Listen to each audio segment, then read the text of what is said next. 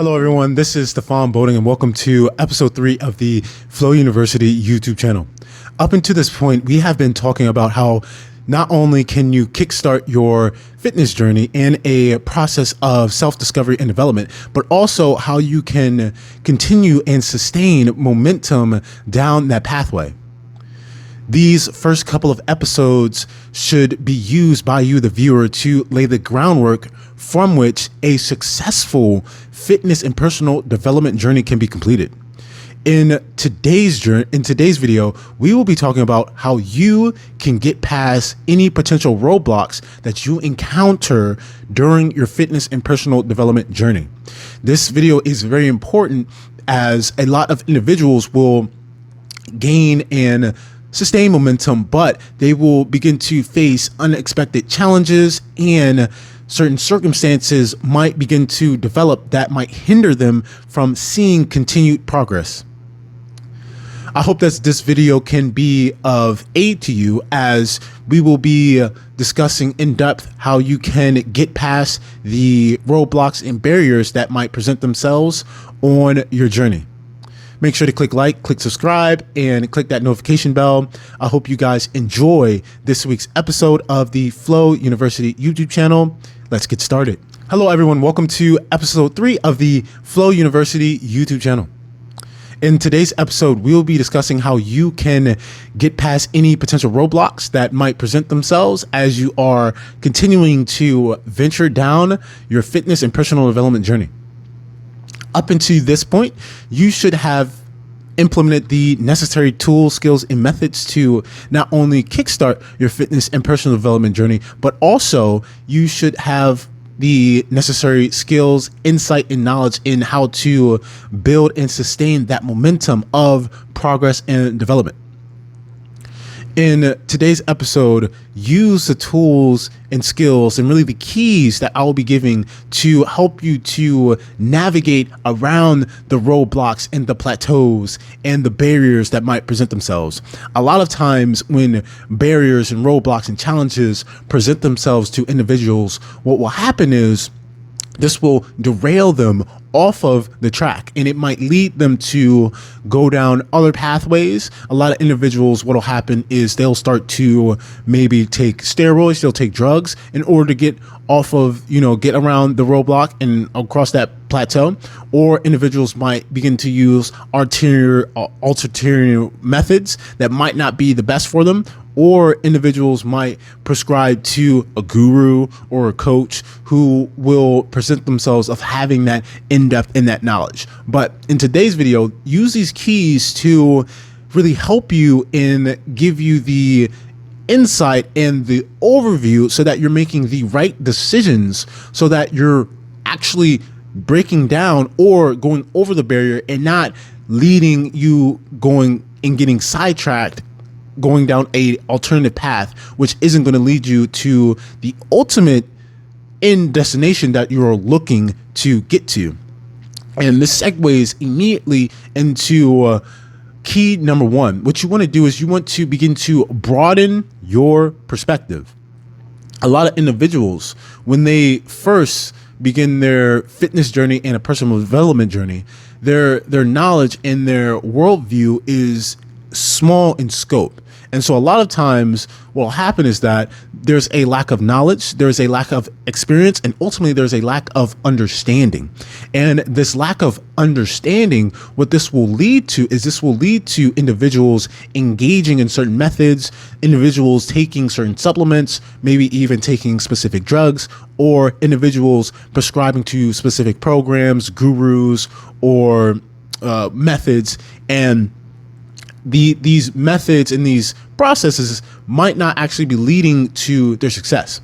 And this is because the individual has their frame of reference is very small in scope when it comes to the larger realm that is fitness, personal development, and that, the growth and development that can occur. And so you want to open up your worldview. And this really comes by you gaining knowledge, you getting experience, and you always asking questions. You want to become an inquisitor. A lot of individuals, they'll take everything at firsthand. They will see something, and a lot of individuals, they're at the mercy of experts. They're at the mercy of other people who might have begun to walk down the journey. And a lot of times you see this in the gym. You'll go into a box gym, and a person who might be a little bit bigger, a little bit more developed, a lot of individuals will walk up to that person. They'll start asking them questions. Hey, how'd you get so big? Hey, how'd you get your bench press numbers to get so high? And this individual, they might have some insight, they might have some knowledge, but they might not have the best methods. And so this individual might give that person some advice, and that person takes that advice and they immediately run with it. But when it comes to when you are hitting roadblocks or you're hitting challenges, you want to be inquisitive, you want to ask those questions, but you don't want to immediately prescribe to the first thing you see, because what it'll do is it'll force you to narrow down your scope, and you'll believe that scope is all that there is. And you see this a lot of times in the fitness industry. A lot of individuals become very dogmatic in thinking that their method, their way, their process, this is how it does. But every single individual is unique. Every single human being's body has a unique structure. It operates uniquely, and its function is extremely unique as well. And so when you understand that you are in fact an individual and you have that inherent uniqueness within yourself, now when you are being presented with information from some of these self-prescribed experts or these self-prescribed individuals that might have or might believe that they have found the, one all be all method, now you're able to engage with it more so with, okay, I am a unique individual. This is where I'm trying to get to. This is their process. This is their system. How does this relate to me? What is the context around how they were able to gather this information and gather the insight that they have? And is this insight helpful to me in getting further down the path and actually getting around that barrier or breaking down that barrier? There are some individuals that have ideologies where the process says you're going to keep running into that wall. Well, a lot of younger guys, when they hit plateaus or they hit roadblocks, it's like, man, I'm gonna run into the wall, and I'm gonna hammer it in. But the body can't handle running into that wall repeatedly. And so sometimes, instead of having a more simplistic approach to getting around barriers or getting over barriers, you need to have a multifaceted and more of a complex approach. And so I'm going to make a video coming in the future about how you can, I made one in the past, but I didn't go too in depth about how you can really begin to play chess with your body. And once you understand individualization at an extreme level, then you understand, okay, this is how I have to play my game. This is how I have to set up my unique processes. This is how I need to engage with movement in this way. This is the in ranges of movement within my body. Okay, this is how modalities, this is how equipment, this is how stress, tension, load affects my body. This is how long it takes my body to recover. And so once you gain that insight, then you're able to craft your own unique game, because ladies and gentlemen, we're trying to not only get you to sustain physical activity for the long run, but we want you to have a high quality of life. And the only way you can get to a high quality of life is if you're able to craft your own unique style. And this comes with time. In the beginning portions of your journey, it's okay if you prescribe to a program or if you prescribe to some more dogmatic beliefs, but don't get and you see this a lot of times. It's almost like religion. People will believe that this is their way, and you gotta believe. It almost becomes a cult. Don't fall into this cultish style of training and engagement with fitness. You want to broaden your perspective, and in broadening your perspective, you'll see the fallacies that are within certain methods. And so and this isn't a bad thing, it's a great thing, because you'll be able to take the pros and the cons. You'll be able to take the icing in the cake against the oil and the junk. So you'll be like, okay, this is the good stuff, and this is kind of the stuff I need to kind of throw in the trash. I don't need, like, this other stuff I don't need to use. And so you're able to keep yourself not only healthy and doing things from the long run, but the most important thing is you're able to get around those roadblocks and those barriers. Do not allow individuals to essentially attempt to program you and get you to be like, this is it. In the last video, I said some individuals will get you to formulate and put your body into a box. You don't want to put the body in a box. You want the body, movement doesn't occur in the box. Longevity, vitality, the maximizing of health and wellness in the physical processes in your fitness. This doesn't happen. It happens out. It happens when there can be a full explosion of expression. And so once you have learned, and this is what will happen as you're going on the journey, the more you discover and the more you develop self, the more you'll be able to craft your own unique game, and the more that perspective will be able to broaden. And because perception is reality. And so if your perception is narrowed down to a specific niche or a specific worldview, then that becomes your reality. And so a lot of individuals, they'll prescribe to certain gurus and teachers and instructors that have specific niches. But the reason these people have these niches is for them to have more success on the economic front, which isn't bad. Everyone needs to make their money. Everyone needs, have food on the table and have a high level of life. But this becomes bad because the body isn't supposed to be, put into a niche. That's what a niche is. A niche is a box. And so if you're an individual and you're encountering these roadblocks and you're encountering these barriers, you need to understand that if you're prescribing to certain instructors, certain teachers, that they're in a niche. And so you need other perspectives. And so begin to look for other perspectives. I remember when I was working at a gym in Tyson's, it was called Tyson's Playground. One of the things I did when I first went in there, I was doing powerlifting. I mostly just did powerlifting movements, and I had done a little bit of bodybuilding before. And powerlifting movements, it's vertical and horizontal, and it focuses on max strength and a little bit of baseline strength. And I had added some bodybuilding movements to it as well, so I could focus on maximizing, my tissue growth and muscle contractions. But what I realized was that my performance was off. So when I would go for these 1-rep maxes, when I was doing some powerlifting movements, I noticed that when it got to a certain point, my body wasn't able to have the neurological firing at max efficiency that I needed to recruit the necessary muscle fibers so that I can have, that explosiveness and that power. And so what I realized was that I need, I keep hitting this roadblock. I need more here. And so right next to the powerlifting section, there was Olympic weightlifters. And one of the things I noticed when I was watching Olympic weightlifters is that their speed strength was incredible. The amount of force they were able to generate off of the floor into the bar, and to get the bar to propel and move at such a high degree and rate of speed was something I was like, I need this in order to help with my powerlifting movements. And so I would watch them, and I would engage with them, and I would ask them questions. And through that, my perspective broadened, and I was able to realize, wait, there's so much more here. I need to focus more so on hip drive, my hips, everything about foot placement in your hips, and the recruitment of how you're using your hips, and how are you leading with your hips and your glutes. Because a lot of individuals, when they do a lot of high explosive movements, they tend to lead with their back. And there's a difference between leading with your back and leading with your hips, leading with the glutes. And so doing Olympic weightlifting changed my entire perspective. It broadened my perspective. And then I began to do a little bit of CrossFit. I did a little bit of calisthenics.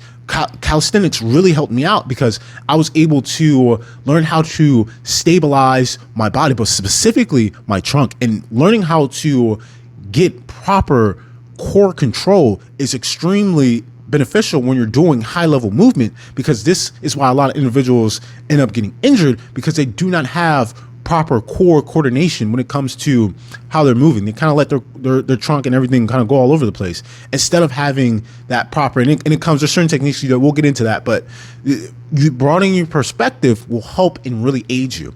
And this leads into number 2, which you want self-exploration. And so you always want to have a mindset of curiosity. And so when you engage with yourself, and this is more so stemming for you when you're beginning to discover and develop yourself, is you always want to be curious about yourself. You want to be curious, like, wait, like this is how this is how my hips work. This is how my body operates. This is how, and really like becoming curious, because when we're born in the world, like we're on this planet for a short amount of time, and so many individuals do not have the opportunity to explore themselves. Because I mean, go get up right now. You pause the video and go look in the mirror. You're an incredible piece of creation. It's mind blowing, and it's hard to articulate just how much depth and complexity there is within you. And we can dive into the science.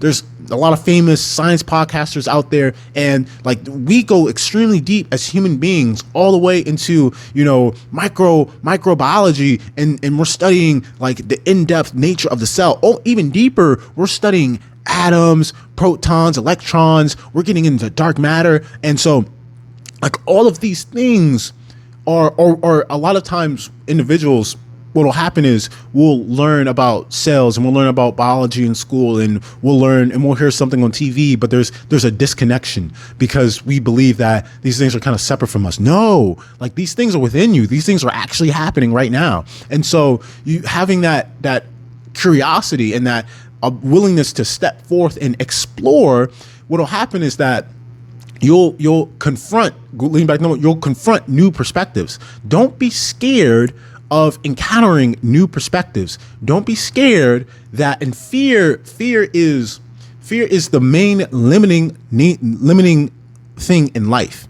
If fear is what's leading you, or if fear is at a higher order in your life, there can be no progress, there can be no development, and there can be no self-expression, because you're scared to confront different perspectives. Because when you're willing to confront different perspectives, you take on the very possibility that you could be wrong. But don't view this as a bad thing. When you realize that your perspective could perhaps be wrong, that's when the broadening of perspective can happen. But this cannot happen if there is no self-exploration. So by stepping forth and really confronting different environments and confronting different people in the fitness industry is such a broad industry. There's so many cool little niches and people that are doing things. I remember when every time I go into a gym, I'm thinking, okay, what can I learn here? Look, who's here that is doing something that I don't know, that I haven't seen before, that might have some knowledge that could be of great use to me. And so like when I met the Olympic weightlifters, I was like, man, this is incredible. Like there was a woman there, and she was doing Olympic weightlifting, and she was amazing at it, and like she's way stronger than me at it. And I'm sitting there like, man, but most guys, their egos won't allow. Don't allow you, especially you're a guy and you're a young guy and you think you're strong. You're not that strong. You'll learn so much from so many people, broadening your perspective. I remember when I was doing powerlifting. What took my powerlifting to the next level is when I began to watch women do powerlifting, because women were because they might not have the brute force that men have, because their muscles aren't as large. They have to be extremely more technically efficient. And so I watched these women do powerlifting, and I was literally in amazement because everything was done extremely meticulously. And so I took notes from that. When I went to Olympic weightlifting for a brief second, I was like, okay, how can I add that? When I went into, I started watching ballerinas do ballerina dances. Why? Because I wanted to work on my stabilizing muscles. And so by watching the ballerinas, I was able to help my powerlifting, because now when I get into my sumo stance and I get into some of these other stances, now I'm able to focus on full body tension. I'm able to recruit all my muscles at the same time. There is no distinctions. I'm not compartmentalizing my body. And so what this did was it really helped me out. And so by doing that self-exploration, you will gain so much more insight, and your development, you can literally not only streamline your development, but your development process can literally happen twice as fast, 3 times, 4 times as fast, because the more perspectives you bring in, the more you're able to shift through, okay, this is what's right, this is what's wrong, this is kind of smart, this is what's not smart. You're able to navigate a lot quicker. And this really helps you when you're facing those roadblocks, when you're facing those plateaus, because now you're getting so many perspectives. Now you're able to pinpoint, okay, Susie last week said, I I'm not engaging my glutes when I'm setting up for the bench press. All right, let me engage my glutes. Okay, John said that maybe my bar pass is a little off. Okay, Jack from 3 weeks ago said that maybe I'm just lifting too much. Maybe I need to take a day off. Maybe continuing to run into that wall isn't the best thing for me. And so by getting these different perspectives, from having the courage to have that self-exploration, that'll take you to that next level and getting past that roadblock. And this goes into number 3 is you want to challenge yourself. And what stepping into, and what I said was courage, having the courage to take on different perspectives. That's a challenge for a lot of people. A lot of times, especially in today's modern world, in gyms, you walk into a gym, and I started doing this about a couple months ago. I would walk into the gym and I would just see, what is the state of the gym? What is the state of the environment? Is this a high conscious environment gym, or is this a low conscious environment gym? And I'm able to tell the difference between a high conscious level gym and a low conscious level gym, because what is taking place within the gym?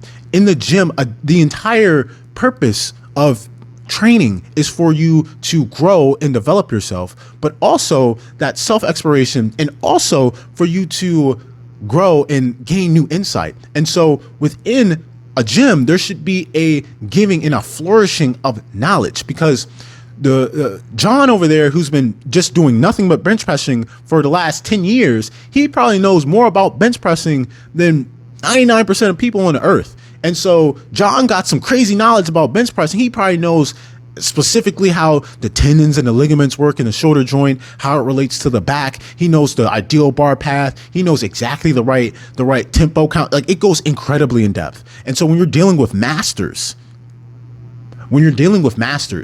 they know so much about one particular thing that a conversation with them it's incredible. And so when you go into a gym, if it's a high conscious gym, you'll see a giving and a flourishing of knowledge. There is no withholding of knowledge. There's a giving and there's a free flowing of knowledge. When you're in a low conscious environment in gym, there is none of that. And that's what you see in a lot of commercial gyms. A lot of commercial gyms, there is no giving of knowledge. The only way you can get knowledge is if you give money and value. There's nothing wrong with that. People gotta make money, but there's a low conscious gym, because they need to withhold the higher insights of consciousness in order for resources to be allocated to certain individuals.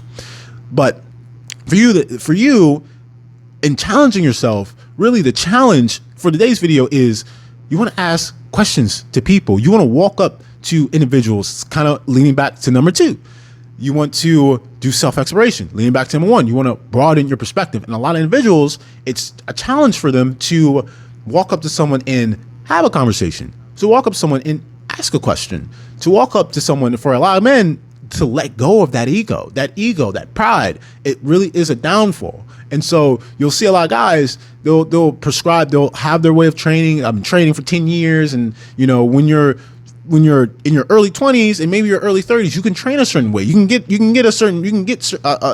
good ways down the road if you train like that. But once you hit 30 and your testosterone begins to decrease, the way your body's recovering can't recover as fast, you can't train the same. And so you'll see the older guys, and they're looking good. They're training 5-6 days a week, and they look amazing. And you're like, man, how are they doing it? I'm still training just as hard, but I'm not seeing the same results anymore that I was seeing. And so you gotta look at that person. You gotta, man, I gotta ask him a question. He got some good insight from me. And so it's challenging yourself, and challenging yourself is looking in the mirror and being like, okay, like, today I'm going to ask 2 powerlifters and maybe an Olympic weightlifter, what's their training like? That's a challenge for you. Or maybe a challenge for you is, okay, I'm going to read something on nutrition, because I don't really know that much about nutrition. I haven't studied nutrition, and the way I've been eating is just off of some videos I've watched, and I haven't really done any in-depth studying. And so by doing this will lead back to number 2 and back to 1. In every single video, all the keys I'm giving you, they all tie in together. And it's very important, because you want things to tie in together, because you want to streamline everything. And so that's why and what I'm doing for you guys is I'm creating a streamlined path for you, so that there doesn't have to be, you'll have a lot of individuals, try diets and they'll try different methods and they'll try this they'll come, and I've had clients come to me like, man, I've been trying things for like 3-4 years and it's not working. What I'm doing is I'm giving you guys that straight process. So this leads to number 4 is now you want to analyze and collect data. So after you've challenged yourself by going into the gym and you've asked people's questions and you've done the self-exploration and you've broadened your perspective and you have everything, now you're like, okay, now you want to collect data. Now we're getting a little bit more logical. Getting data is very important because now you can figure out, okay, this is the input, this is the output, this is the result. This is what I'm doing. This is what's happening, and this is what's leading to either a positive or negative response.